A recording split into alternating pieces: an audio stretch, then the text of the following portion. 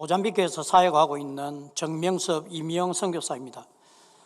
선교의 열매는 부족한 선교사들의 사역의 열매가 아니라 선교사를 파송하시고 배후에서 기도와 사랑으로 함께 하시는 교회의 열매입니다. 선교의 열매를 교회 대신 함께하는 교회 모든 성도님들께 되돌려 드립니다. 우리 주님께서 홀로 영광 받으시기를 원합니다.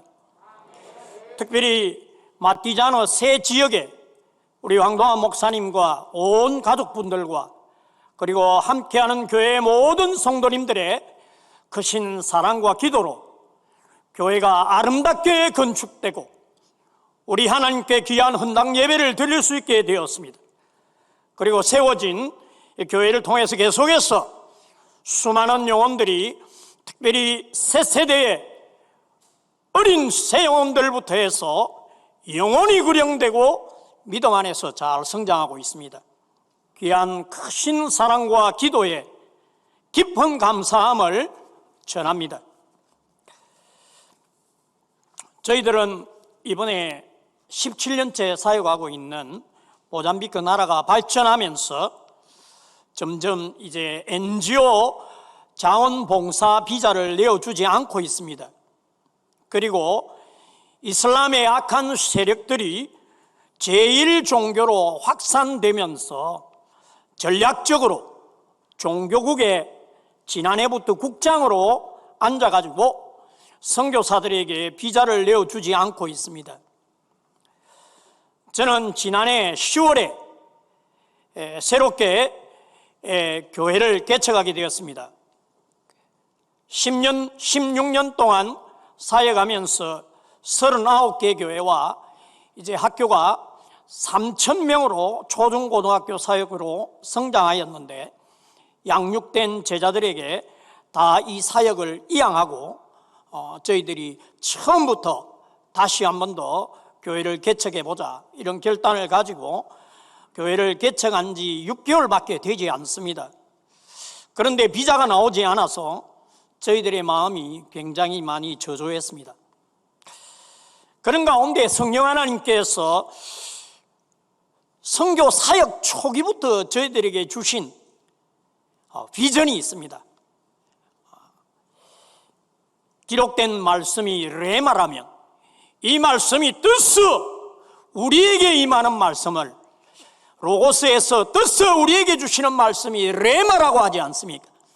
이 성령님께서 친히 주신 레마는 친히 그분이 말씀하시고 그분이 친히 이루시고 영광을 드러내시는데 여러분들께서도 그런 레마의 비전들이 다 있으시라고 생각됩니다. 저희들에게 그것을 주셨는데 제가 처음 평신도로 하나님 앞에 평생 선교를 헌신하고 아프리카로 나아갔습니다.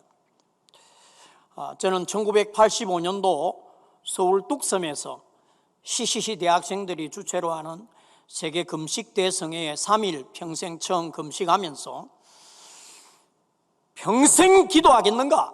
라고 기도 카드를 줬는데 제가 금식하면서 받았는데 그것은 마다가스카르, 아프리카를 위하여 평생 기도하는 기도 제목을 가지고 아프리카 땅을 밟고 하나님 앞에서 기도하기를 원합니다. 소원을 올려드리고 그래서 저는 북아프리카에 5년간 항해사로 선장으로 직장 생활하는 가운데 주님께서 부르심을 주셨습니다. 그래서 저는 평신도로 하나님 앞에 평생을 아프리카에 살기를 원합니다. 그래서 이 기도 사명을 이루기를 원합니다. 그런 소원을 올려드리고 출발을 했습니다.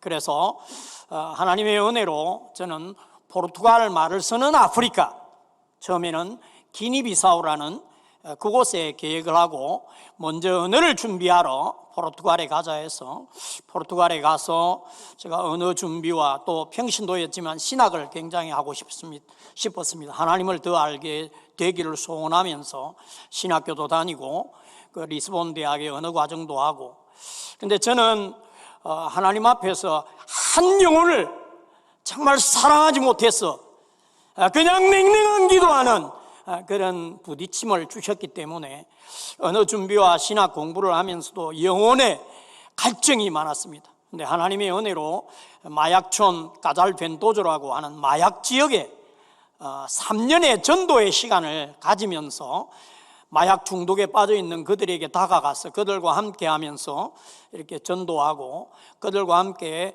친구가 되려는 그런 사역을 한 적이 있습니다. 선교 초창기에 그렇게 저의 마음에 영혼을 구령하는 선교, 그런 도전을 주신 것 같습니다. 제가 이 마약촌을 바라보면서 하나님이 이 지역을 어떻게 바꿀 수 있을까요? 일일이 전도하고 일일이 집집에 전도지를 나누고 그런 가운데 500명 이 마약 환자들이 나를 위해 기도해달라 하는 그런 열매도 주시고 그 가운데 목사도 아주 유명한 목사가 나와서 하나님께서 열매를 주셨는데 그 기간에 저에게 하나님께서 주신 레마가 있습니다. 그것은 이 지역을 바꿀 수 있는 것은 교회다. 교회가 이 지역을 변화시킨다 하는 그런 비전을 주시면서 저에게 평신도 사역자가 아닌 목회 선교의 부르심을 주셨습니다. 에베소서 1장 22절 23절 말씀을 제가 기억을 잘 못하겠습니다. 어떻게 제가 이것을 받았는지. 그러나 그 말씀이 저의 선교를 이끌어가고 있습니다.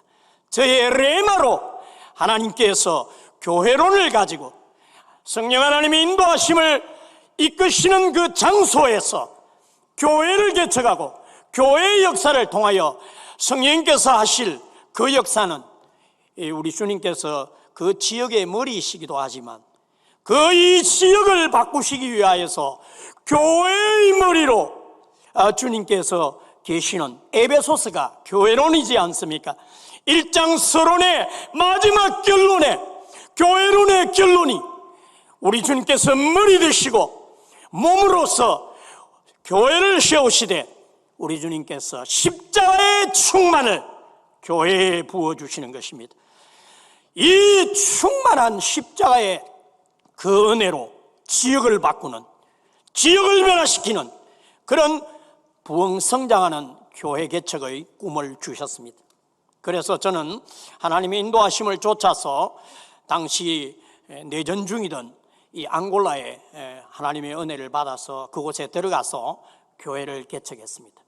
하나님의 은혜로 교회에 대한 비전을 가지고 하나님께서 지역도 주시고 땅도 2헥타르 이상 되는 땅도 주시고 또 공동체 사역을 할 수 있도록 은혜를 베풀어 주셔서 현지에 항만청장의 마음을 열어서 컨테이너도 40개를 주시고 또 그것을 옮길 수 있도록 운송회사 사장도 도와주시고 또 그곳에 있던 폐차들 다 도로공사에서 다 치워주시고 하는 아무것도 가진 없는 저에게 성령님께서 인도하여 주셔서 교회의 땅을 주시고 또 할 수 있도록 열어주시고 또 그래서 제가 공동체를 열어서 이 10대들을 데리고 이 부모로서 그들의 모든 생계와 교육과 건강과 책임을 지는 공동체 사역을 통해 가지고 교회 개척을 시작해 하시고 또 교회 개척과 함께 학교를 해서 하나님의 은혜로 350명, 700명,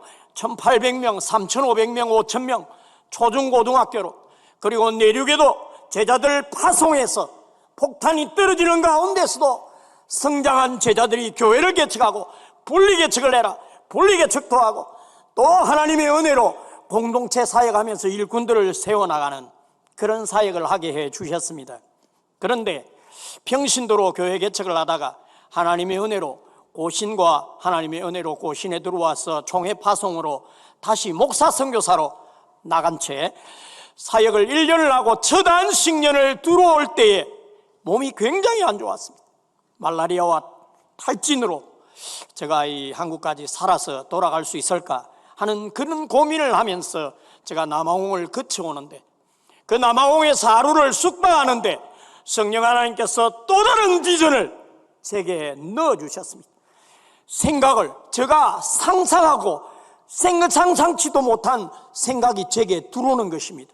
그 들어온 생각이 20년이 올해로 되었습니다. 하나님께서 제게 물었습니다. 명섭아, 내가 선교를 한들 얼마나 하겠느냐? 내가 평생 선교하고 자녀들이 태어나도 하나님 앞에서 이 끝없이 해야 할 이 아프리카 선교를 위하여 자녀도 드리고 했는데 너가 한들 얼마나 하겠느냐. 이 아프리카는 아프리카인들을 통하여서 선교가 이루어질 거다. 그 말씀을 제게 주셨습니다. 그래서 저는 영어를 잘 못하는데 그때 아프리카 미션 through African 그 말을 혼자 하면서 첫 자를 따서 AMTA 선교, 저는 고신 선교사로 파송을 받았는데 하나님 제가 또다시 이 선교 단체를 세우라고 그러시는 겁니까? 하고 저 자신에 물으면서 안식년을 보내고 들어와서 양육한 제자들에게 그렇게 이 비전을 공유했습니다. 하나님께서 원하시는 것은 나를 통한 것이 아니라 너희들이 일어나서 이 아프리카를 복음하게 할 것이다. 이 앙골라 선교는 앙골라인들이 일어나서 앙골라 교회를 책임지고 또 이 아프리카의 선교는 너희들이 나아가서 선교를 이룰 것이라는 그런 말씀을 제게 주셨는데 이 비전을 가지고 너희들이 나아가라. 그렇게 해서 내륙 선교사로 폭탄이 떨어지는 곳에 교회를 개척하고 하나님의 은혜로 13개 교회가 그리고 학교가 5,000명으로 성장하는 가운데 이제는 우리가 해외 선교로 나아가자. 그래서 저희들이 해외 선교사를 한 가정을 파송했습니다. 3명의 어린 자녀를 데리고 내륙에서 교회를 개척하고 분리개척도 잘하고 폭탄이 떨어지는 가운데서도 교회를 개척하고 공동체를 하고 하는 우리 다니엘 목사에게 네가 선교를 가면 좋겠다. 같이 식사를 하면서 가겠느냐? 가겠습니다. 사모가 반대 안 하겠냐? 괜찮습니다. 그렇게 출발을 저보다 1년 앞서서 모잠비크로 갔습니다. 모잠비크에서 교회를 개척하는 가운데 제가 오고 가는 가운데 한 가정을 파송해가지고 해외 선교가 제대로 되겠느냐? 우리가 다 팀으로 들어가자. 그렇게 해서 선교 갈 사람? 했더니 예, 제가 가겠습니다 하는. 그래서 저희들이 2가정 6명 싱글들 데리고 그때는 한 명에 10대도 있었습니다. 그래서 20대들 데리고 제가 선교를 출발을 했습니다. 그래서 안디옥 교회 같이 나를 파송해라. 그래서 내가 현장에서 야전 사령관으로 선교의 경험을 나누고 너희들이 이 아프리카인들이 선교를 잘 감당할 수 있도록 내가 도와주기를 원한다. 그렇게 해서 저희들이 14년 만에 이제 교회를 양육한 제자들에게 이양을 하고 떠났습니다. 그리고 이 모잠비크에 온 지 저희들이 지금 저로 만 16년, 이 17년 차에 들었었습니다. 하나님께서 이 주신 이 비전을 가지고 이 모잠비크도 이제 일어나서 해외 선교를 준비하고 있습니다. 우간다는 난민 천국입니다. 120만이 난민입니다. 난민을 가둬두는데 이 나라는 난민을 풀어줍니다. 생활하게 해줍니다. 그래서 난민들이 몰려 있는데 이슬람 난민들, 소말리아, 북수단 이런 이슬람 난민들이 그곳에 모여 있습니다. 이슬람 선교는 한 영혼을 건지기가 정말 어렵습니다. 그러나 난민으로 정말 마음이 갈급해 있는 그들에게 하나님께서 마지막 시대에 난민의 역사를 이루셔서 이슬람들을 모아주시고 계신데 우리가 이 아프리카 난민을, 이 아프리카 모슬렘을 위해서 뭔가 해야 되지 않겠느냐. 그렇게 해서 저희들이 우간다에 한 가정을 파송하기를 준비하고 있습니다. 우리 교단에서, 교단 선교부에서 저보고 좀 이 난민 선교를 좀 맡아달라고. 그래서 저는 사역이 있어서 어렵습니다. 그러나 제자를 한 가정 파송하겠습니다. 그렇게 해서 난민 선교의 준비를 저희들이 하고 있습니다. 이 모잠비크의 가장 옆에 있는 나라가 이 지구의 지도상에 잘 나오지 않는 자그마한 섬나라가 있습니다. 그것이 코모로입니다. 큰 섬나라는 마다가스카르, 영화도 나오고. 그래서 모잠비크와 마다가스카르가 마주보고 있습니다. 저는 마다가스카르를 위하여 85년도부터 매일 이 나라를 위하여 부족하지만 기도하고 있습니다. 그건 34년을 기도하면서 이 마다가스카르에, 이는 불어권이니까, 그러나 하나님께서 포어권으로 인도하여 주셔서 앙골라 선교, 앙골라도 포어권, 모잠비크도 포어권입니다. 그래서 포어권 선교, 또 북쪽에 기니비사오, 제가 처음 가려고 했던 그 나라, 이 기니비사오 포어권, 북아프리카는 다 이슬람화가 됐는데 유독 이 기니비사오만은 45%밖에 못 먹었습니다. 북아프리카에 유일하게 100% 이슬람화가 안 된 나라가 포르투갈 말을 쓰는 기니비사오입니다. 이곳에서도 한 가정을 파송하려고 준비하고 있습니다. 정작 이 모잠비크 옆에 있는 코모로, 바로 옆에 있는 이 코모로는 이 이슬람 공화국입니다. 그래서 저희들이 이슬람 공화국에 선교사를 파송하는 것을 배운 적이 없기 때문에, 그러나 이 사람들이 이주해 오고 있는 이 마다가스카르의 마장가라는 도시에는 이 코모로 모슬렘들이 이주해서 큰 섬나라에 와서 살고 있습니다. 그곳에 저희들이 파송하기 위해서 한 가정, 가장 사역을 잘하는 우리 분리개척 총책임 이 따님, 이 목회, 이 네뚜 전도사 가정을, 그리고 한 청년 우리 알렉스, 그렇게 해서 팀으로 프랑스 말을 배우고 선교를 준비하고 있습니다. 저희들이 2, 3년 안에 이 세 나라에, 우간다의 난민, 그리고 기니비사오, 북아프리카, 그리고 이 마다가스카르의 마장가의 코모로 공화국 이슬람을 향하여서 저희들이 파송하려고 지금 끊임없이 매 토요일마다 목회자 회의에서 앞에 나오게 해서 우리가 헌금도 하고 목회자들이 그렇게 기도하고 하는 그런 사역을 지금 계속해 나가고 있습니다. 저희들이 이 선교를 준비하고 있습니다. 아프리카인들을 통한 아프리카 선교 하나님 이루게 해 주십시오. 그런 레마를 가지고 이렇게 저희들이 사역을 하고 있습니다. 그런데 이번에 제가 이 비자 문제를 겪으면서 하나님께서 이 아프리카인들을 통한 아프리카 선교의 비전을 다시 한 번 더 제게 일으켜 세워주고 계신 것 같습니다. 제가 앙골라에 사역을 이양하고 지금 16년째 거의 가지 않았습니다. 이양했으니까 너희들이 사역을 감당해라. 그리고 사역자들을 불러서 저희들이 가정교회 목회 사역을 지금 12년째 하고 있습니다. 전 교인들이 목회를 합니다. 어린아이들부터 청소년, 청년, 장년 모든 성도들이 목회하는 그런 가정교회 사역을 저희들이 진행해 나가고 있습니다. 하나님의 은혜로 이 모잠비크에서 가정교회 사역을 잘 감당해서 앙골라 목회자들을 불러서 너희들도 이 가정교회 목회를 해라, 그렇게 해서 이 사역을 섬겨주고 있는데, 이 앙골라 이양된 이 교회가 선교사들을 파송하니까 파송된 선교사들은 사역을 잘합니다.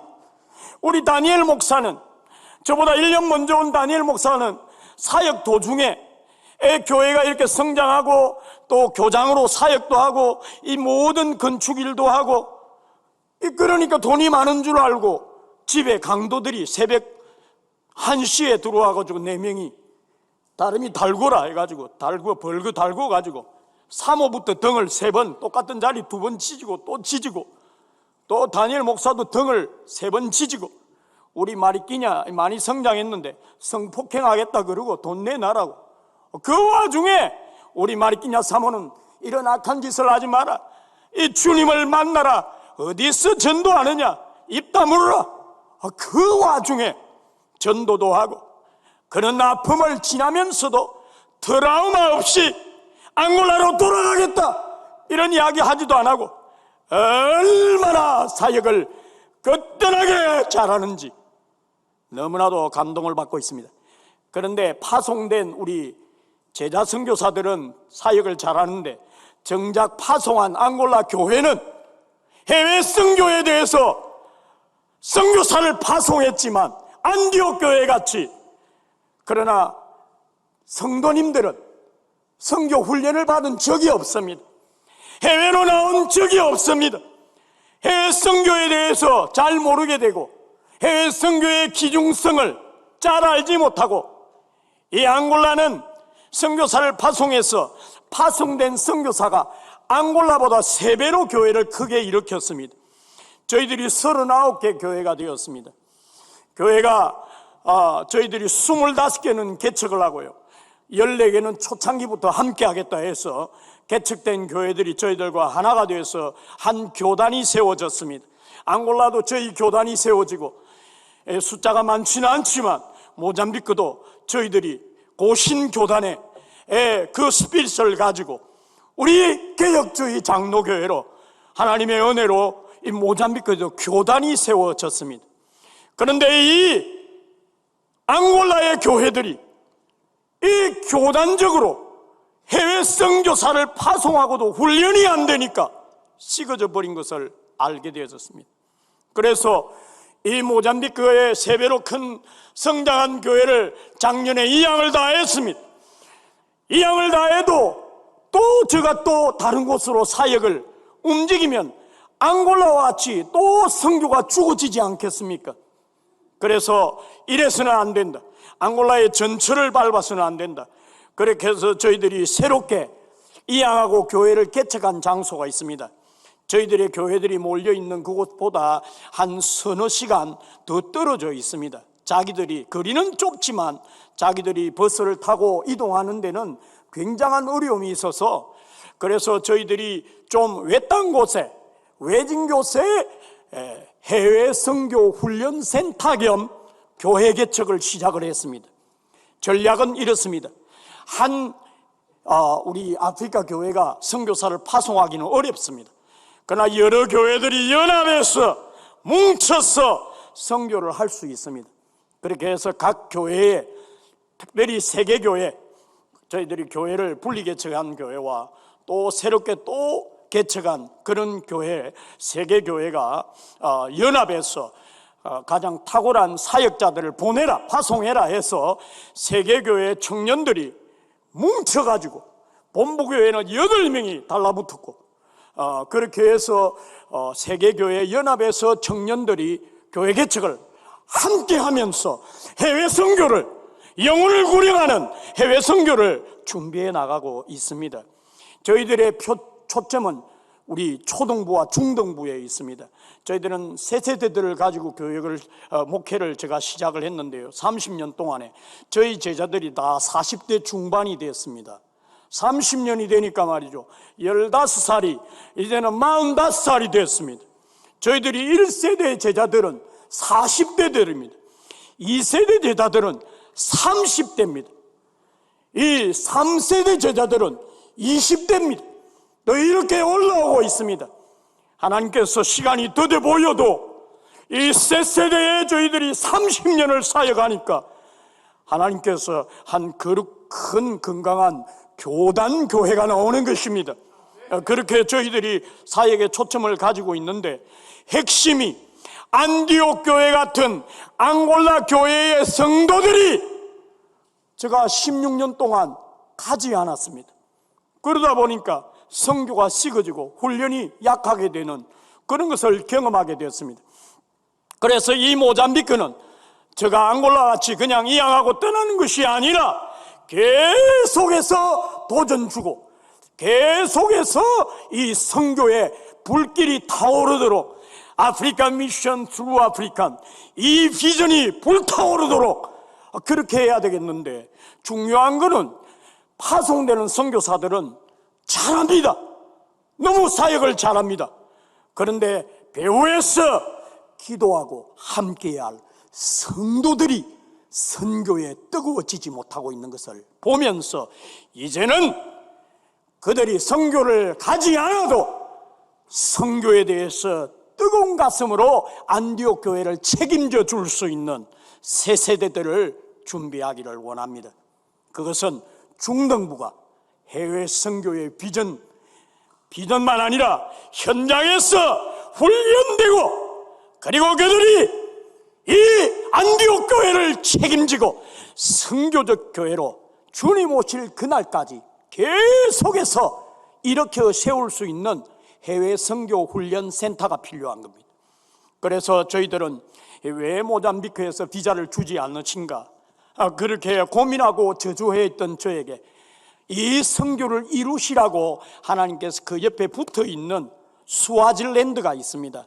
스와질랜드라는 나라는 남아공하고도 붙어 있고 모잠비크하고도 붙어 있습니다.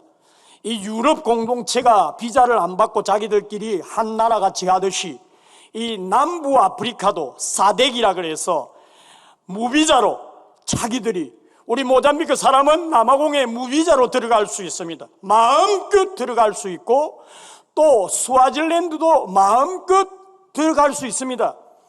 차를 타고 1시간 반이면 국경에 도착합니다. 그리고 수도까지 3시간, 4시간이 안 돼서 수도 안에 다른 나라에 영어를 씁니다. 우리는 포르투갈 말을 쓰는데 영어도 배우고 영어권도 이해하고 하는 이 스와질랜드가 곁에 있습니다. 그런데 자기들은 꿈도 꾸지 못합니다. 너무나도 열악하고 가난한 나라라 해외 선교에 그 발을 디딜 수가 없습니다. 앙골라는 비행기를 타고 와야 되는데 어떻게 우리 중등부를 데리고 비행기로 제가 이동을 하겠습니까?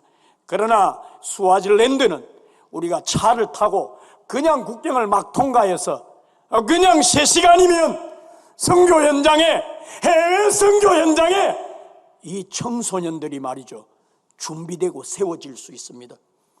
우리 지금 새로 개척한 그 지역에는 저희들이 청소년 1박 2일 수련회를 매달 합니다. 이번 달은 남자, 다음 달은 여자. 그래서 처음 교육자들과 함께 지교회, 세계 4개 우리 지교회들 교회에서 이렇게 와서 1박 2일로 토요일을 전도하고, 그리고 주일은 전도한 그런 가정을 방문해서 함께 예배드리고, 그리고 돌아가서 또 학업을 하고 하는 이 시스템이 저희들이 계속 돌아갈 겁니다. 그런데 자기들이 왕복 7시간 이상 걸립니다. 그래서 주일도 일찍 일어나서 이렇게 와야 되는데, 저희들이 가정교회 목장들이 합쳐진 것을 초원이라 그럽니다. 우리 본부교회에 장년들이 6개 초원이 있습니다. 우리가 근 90개 목장이, 청장년 90개 목장이 있는데요, 우리 본부교회의 초원, 장년들 초원, 청년들 초원도 그렇게 되는데, 장년들을 예를 들면 매 초원별로 돌아가면서 토요일에 와서 전도하고, 전도한 집을 방문하고, 그리고 주일날 같이 예배드리고, 그리고 점심 먹고, 또 자기들이 싸운 점심을 먹고 자비량으로 와서 그렇게 돌아가는, 그것을 계속 훈련시키고 있습니다. 저희들의 목표는 이 해외 선교인데, 하나님 이 AMTA 선교를 이룰 수 있도록 하나님 도와주셔서 이 앙골라 교회도, 그리고 모잠비크 교회도 주님 안디옥 교회 같이 전 교인이 선교에 뜨거워져서 선교에 전적으로 헌신하며 이 아프리카인들을 통한 아프리카 선교의 비전을 이룰 수 있게 해달라고 저희들이 계획하면서, 저희들이 지금 스와질랜드 이스와티니라고, 에스와티니라고 이름도 바꾸었습니다. 하루 만에 국왕이 그냥 바꿔버리는 그런 나라입니다. 그런데도 이 나라는 비자를 잘 줍니다. 그래서 비자의 어려움을 겪은 경험을 통해서 이 스와질랜드에 장기적으로 이 해외 선교에 불을 지필 수 있는 역할은 저의 몫인 것 같습니다. 앙골라를 경험하면서 저에게 주신 이 비전, 그들이 일어나서 자기들의 비전으로, 제가 출발하기 직전에 제가 급히 이제 비자가 5년이, 당연히 5년 더 줄 줄 알았는데 안 되겠다 이래가지고 제가 비자 거절을 당했습니다. 지금 다시 저희들이 비자를 알아보려고 준비하는데, 아마 우리 사회복지부에서 이런 선교사는 다시 와야 된다, 이런 얘기들이 나오고 있습니다. 감사하게도 자기들끼리 저희들이 이 비자 문제를 좀 해결하려고 이렇게 다가가니까 자기들 자체에서 국장이 이렇게 저를 다시 불러들이는 그런 계획을 지금 진행 중에 있습니다. 생각나실 때마다 비자가 잘 나올 수 있도록 기도해 주십시오. 아직도 앙골라, 모잠비크 교회는 내륙 교회들을 제가 많이 돌아봐야 됩니다. 수도권은 잘 사역을 하고 있는 반면에 내륙에 연약한 교회들이 많습니다. 이들에게 불을 지필 수 있도록, 불을 지피는 도구가 될 수 있도록 아직도 모잠비크 사역이 필요하고, 동시에 해외 선교들을 이룰 수 있는 이 중등부들이 불을 타오를 수 있도록 그들이 해외 선교 현장을 밟고 요소와 갈렙같이 이 밟은 땅을 내게 주십시오, 이 아프리카 대륙을 주십시오 하고 비전을 일으킬 수 있는 새 세대들이 일어나서 자기들이 선교를 나갈 사람은 나가지만은 그러나 안디옥 교회를 지키고 안디옥 교회를 부흥을 일으킬 수 있는 그런 해외 선교 훈련이 같이 진행되는 이 모잠비크 교회는 해외 선교의 사역장을 갖고 있는 선교사들을 훈련시킬 수 있는 그 교회의 성도들이 안디옥 교회를 지킬 수 있는 그 영성을 지킬 수 있는 선교의 이 비전을 이룰 수 있는 그 장소를 하나님께서 주시기를 원합니다. 제가 오기 직전에 우리 다니엘 목사 이 다리미를 이렇게 지지고 그리고 이 39개를 총괄하고 이 모든 사역을 우리 아메리쿠 전도사에게 다 이양을 하고 있는 다니엘 목사와 아메리쿠 이 전도사가 우리 교단의 총책임 목사입니다. 아직 전도사지만 이 대학교 이제 신학교 4학년이고 올해 졸업을 하고 이제 내년에 안수를 지금 준비하고 있는 우리 아메리쿠 이 전도사는 자기가 서울대학교 같으면 한국 같으면 서울대학교 교수가 될 수 있는데 해외 유학을 갈 것인가 제가 목회 나의 사역을 이양받아라 두 가지의 갈림길에서 기도하고 제가 목회자가 되겠습니다. 그래서 뭐 집에서는 믿는 가정이 아니라 정말 저에게 굉장한 그런 실망감과 분노를 표출하고 했었죠. 근데 지금은 그 가정이 복음화되었어.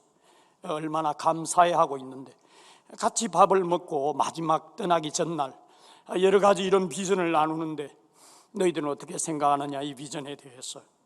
그래서 우리 다니엘 목사가 목사님께서 어떤 말씀을 하시고 어떻게 저를 힘들게 하든 어떤 상황이든 저는 레알다드가 있습니다. 레알다드, 하나님 앞에 충성.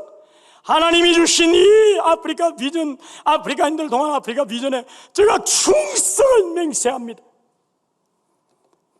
이 아메리카 전도사도 목사님 AMTA 비전은 너무 거대하고 저희들은 한 점에 있습니다. 한 점상에 있습니다. 이 비전에 목사님께서 어떻게 하든지 이 역사를 이루시고 제가 충성, 우리 주님이 주신 이 성령 하나님 주신 이 비전을 함께 이루기를 소원합니다. 제가 손에 전율을 느끼면서 울면서 합심하여 기도하고 제가 이번 비자차 또 들어와서 안식월을 지금 갖게 되었습니다. 감동적이지 않습니까?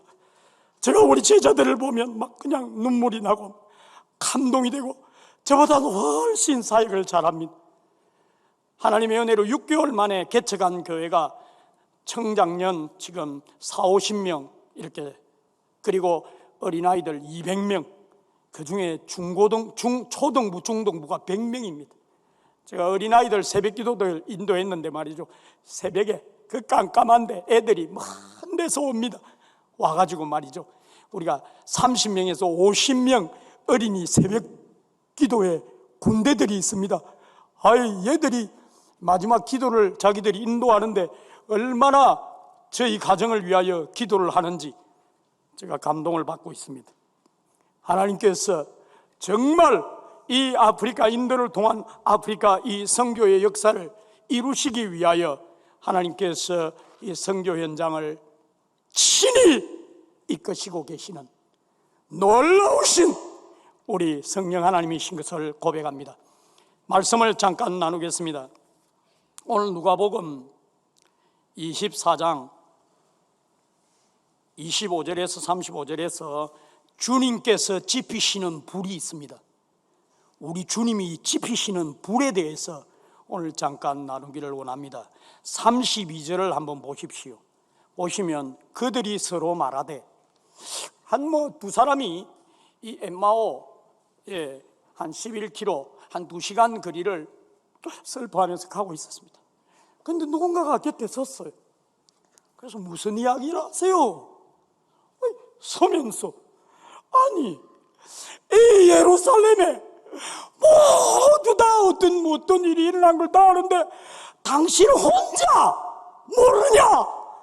당신이 누구냐? 왜 이것을 모르냐?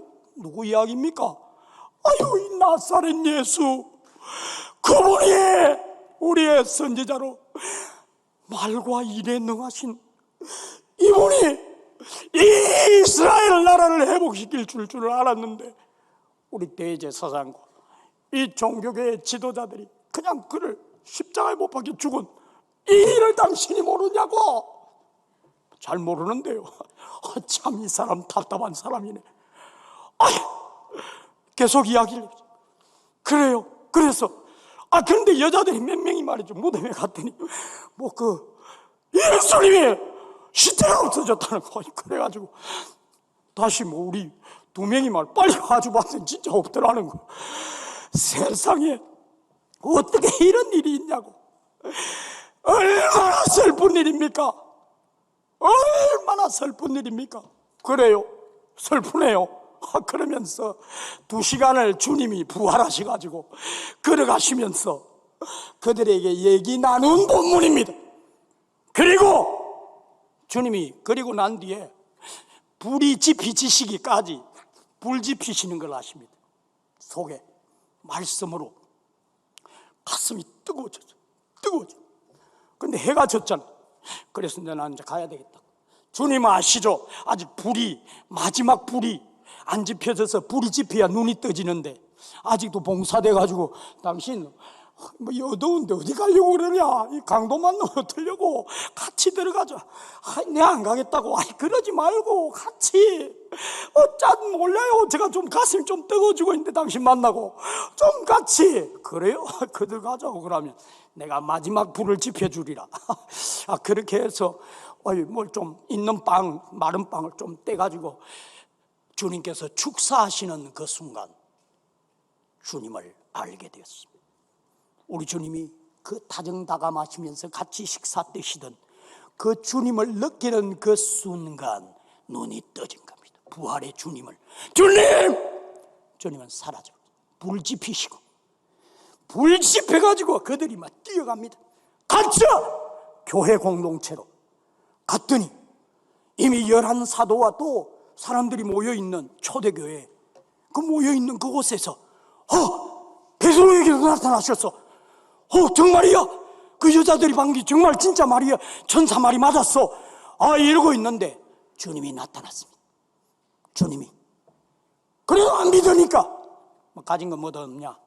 남은 식은 그 물고기 한 토막 먹어주시면서 다시 불 지피는 내용이 오늘 우리들이 보고 있는 24장입니다. 좀 더 자세히 한번 볼까요? 우리 주님은 부활하신 날 12사도들이 아닌 평신도 엠마오 제자 2명을 찾아가셔서 그들의 마음에 불을 지피시고 또 그날 저녁 33절을 보시면 다시 엠마오 제자 2명과 11사도들 그리고 함께 있던 제자들 앞에서 구운 생선 한 토막을 잡수시고 십자가와 부활 사건이 일어나기 이전부터 이미 말씀하셨던 기록된 말씀으로 사도들과 초대교회 성도들의 마음을 뜨겁게 하셨습니다. 44절에 보십시오. 주님에 대해 기록된 모세의 율법과 선지자의 글과 시편 말씀의 모든 것이 이루어져야 할 것이라는 말씀입니다. 부활하신 그날 당일에 부활하신 주님께서 이 말씀을 이어서 주시는데 4가지 말씀을 주십니다. 46절에 첫 번째, 그리스도께서 십자가의 죽음과 고난을 받으시고 제3일에 죽은 자 가운데서 살아나실 것에 대해 기록된 말씀이 이루어진 것을 말씀하셨습니다. 둘째로 47절을 보십시오. 주님의 비전으로 기록된 모든 족속 세계 선교 역사의 말씀이 이루어질 것을 말씀하셨습니다. 셋째로 48절에 이 세계 선교 비전에 우리를 증인으로 사용할 것이 기록된 말씀이 이루어질 것을 말씀하셨습니다. 마지막으로 49절에 정인된 초대교회 공동체 그리고 교회된 우리 모두에게 오순절 성령 강림 이후에 성령 충만케 하셔서 세계 선교를 이룰 것에 대한 기록된 말씀으로 그들의 마음에 불을 강하게 지피시고 성천하셔서 하나님 보좌 우편에 앉으셔서 하늘과 땅의 모든 권세로 다스리고 계십니다. 46절 한번 보십시오. 사도 바울이 이 말씀을 가지고 갈라디아 성도들에게 십자가 사건을 잘 풀어 설명해 주고 있습니다. 갈라디아서 3장 13절 14절입니다. 그리스도께서는 우리를 위하여 저주를 받은 바 되사 율법의 저주에서 우리를 속량하셨으니 기록된 바 나무에 달린 자마다 저주 아래에 있는 자라 하였음이라. 이는 그리스도 예수 안에서 아브라함의 복이 이방인에게 미치게 하고 또 우리로 하여금 믿음으로 말미암아 성령의 약속을 받게 하려 함이라. 저는 이 말씀을 너무 자주 우리 성도들에게 얘기해 줍니다. 복음을 이해하기 어려우니까 7가지 복음으로 죄 용서의 복음, 성령 충만의 복음, 치유의 복음, 아브라함의 이 말씀의 축복의 복음, 그리고 복을 주시면 세계 선교의 복음, 그리고 교회 성장의 복음, 그리고 영원한 영생의 복음, 그리고 악령의 역사가 많은 아프리카에서 사탄과 승리하는 복음. O sangue de Jesus Cristo, este evangelho da cruz nos dá primeiro perdão dos nossos pecados, batismo do Espírito Santo, cura divina, o bênção de Abraão, é uma missão e trabalho do reino de Deus, vida eterna, vitória contra Satanás. 7가지 복음을 너무나도 저주 속에서 고통당하는 저들에게 이 십자가의 복음으로 아브라함의 복이 임하였어. 이 복음으로 그들이 일어나 AMTA 선교를 이루어내되 이 매일매일 사탄과 싸워 승리하는 이 승리의 복음을 담대하라, 내가 세상을 이기었노라. 우리 주님께서 십자가의 승리를 우리 아프리카 땅에 하나님께서 주시기를, 그렇게 이 사도 바울이 이 주님께서 그렇게 풀어주셨던 그 말씀을 갈라디아서 성도들에게 잘 설명을 해서 풀어주고 있습니다. 그리고 오순절 당일날 사도 베드로는 이렇게 부활의 영광의 주님을 이렇게 선포합니다. 사도행전 2장 34절 35절에 다윗은 하늘에 올라가지 못하였으나 영적 눈이 열려 주 하나님께서 내 주 예수 그리스도에게 말씀하시기를, 내가 내 원수로 내 발등상, 발을 올리는 그 도구 발등상 되게 하기까지 너는 내 우편에 앉아 있어라. 이제는 내가 일한다. 앉아 있어라. 부활의 영광에 그 말씀을 사도 베드로는 외치고 있습니다. 그리고 오늘 중요한 47절에 주님께서 세계 선교, 열방이 구원되고 쓰임받는 역사에 대해 기록된 말씀으로 그들의 가슴을 주님의 비전으로 뜨겁게 짚으셨는데, 그 말씀에 대해서 사도 바울의 얘기를 들어보십시오. 이 사도 바울은 1차 선교, 2차 선교, 3차 세계 선교를 마무리하면서 로마에 있는 성도들을 위해 기록한 로마서의 마지막 결론 부분 15장, 16장은 인사 나누는 거고 마지막이 결론 부분을 한번 펼쳐보십시오. 15장을, 로마서 15장을 펼쳐보시면 첫째로 로마서 15장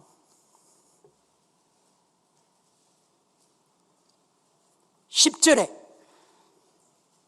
첫째로 모세가 마지막 죽기 전에 신명기 32장 43절에서 이 모세가 영적 눈이 열립니다. 엠마오 제자에게 눈을 열어주셨던 것 같이 모세의 눈이 열립니다. 죽기 전에. 그런 눈이 열려서 열방이 돌아오는 것을 보면서 선포하고 기록하는 것이 마지막 구절의 마지막 말이, 모세 말이, 마지막 말이 이 결론입니다. 열방들아, 주의 백성과 함께 즐거워하라. 열방들이. 그리고 둘째로 15장 9절에서 11절, 9절 11절에서 다윗 왕을 제시합니다. 사무엘하 22장 50절, 시편 117편 1절에 다윗이 그의 생애를 마치면서, 이 다윗 왕이 생애를 마치면서 영적 눈이 열려가지고 열방이 돌아오는 것을 보면서 선포합니다. 여러분의 눈은 어느 정도 열려 있나요?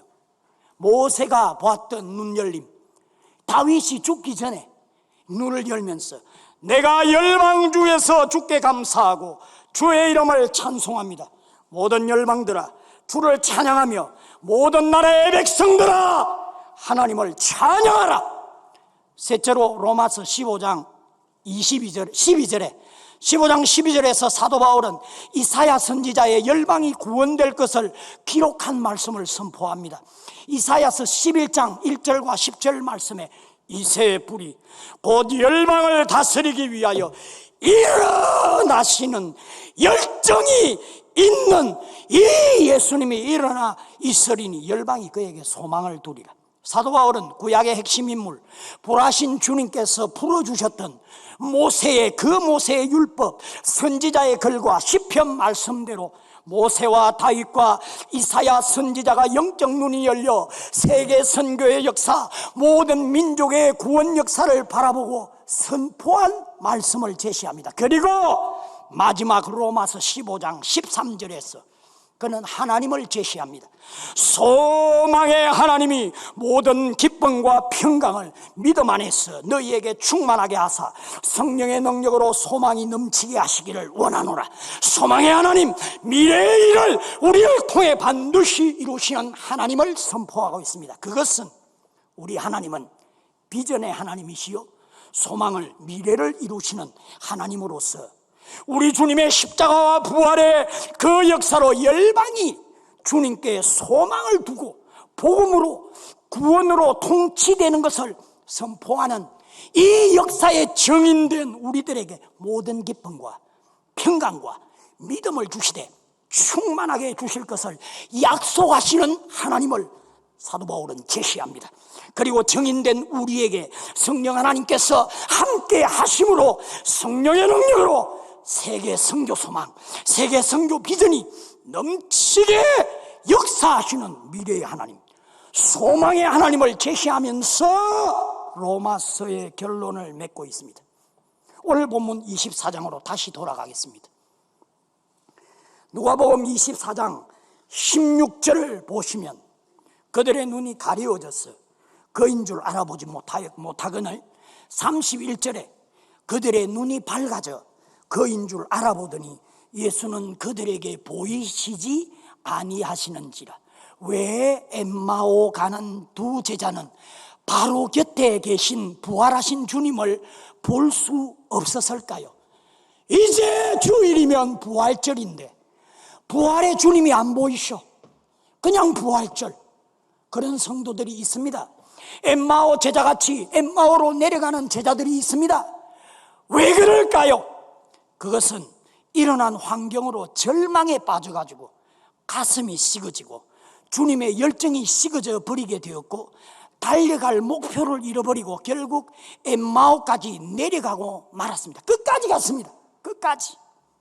그러나 사랑의 우리의 주님은 포기치 않으시고 그들의 식은 가슴, 식은 열정을 십자가와 부활의 뜨거운 가슴으로 일으켜 세워주셨습니다.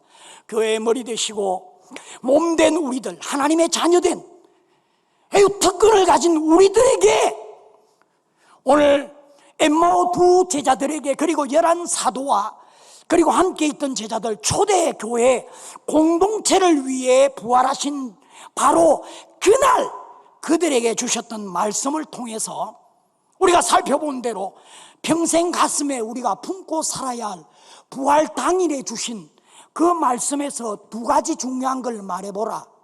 그러면 뭘까요?